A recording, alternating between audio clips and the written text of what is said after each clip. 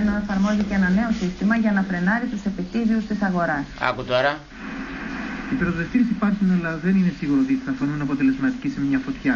Οι καταγγελίες για αύξηση στους πυροσβεστήρες, παρότι είχαν περάσει από τον καθιερωμένο έλεγχο, ήταν πολλές το τελευταίο διάστημα στο Υπουργείο Ανάπτυξης.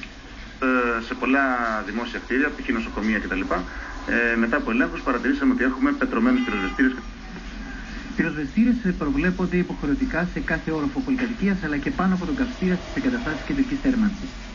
Πώς λειτουργούσαν οι επιτίδιοι της αγοράς? Ξεσκόνησαν τον πυροσβεστήρα, άλλαζαν την ετικέτα βάζοντας μια καινούργια με νέα στοιχεία και εκεί τελειώνει η συμβατική της υποχρέωση. Το κόστος για κάθε συντήρηση πυροσβεστήρα που περιλαμβάνει και την αναγόμωση με υλικό ξηρασκόνιος κυμαίνεται από 10-15 ευρώ.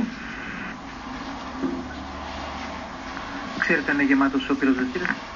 Μας έχουν πει από την εταιρεία ότι είναι γεμάτος, αλλά αυτό δεν μπορούμε εμείς να το ελέγξουμε.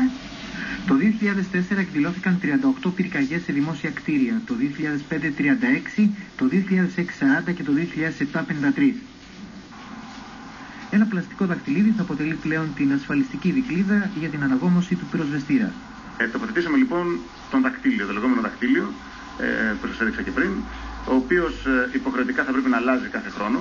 Άρα λοιπόν, αν συντηρείται ένας πυροσβεστήρας το 2007, την επόμενη χρονιά θα πρέπει να έχουμε έναν διαφορετικό δακτύλιο. Για να γίνει αυτό, θα πρέπει να ανοιχτεί ο πυροσβεστήρας, ούτως ώστε με την εξωτερική πίεση, με την εσωτερική πίεση θα βγει το υγρό και σκόνη που έχει μέσα.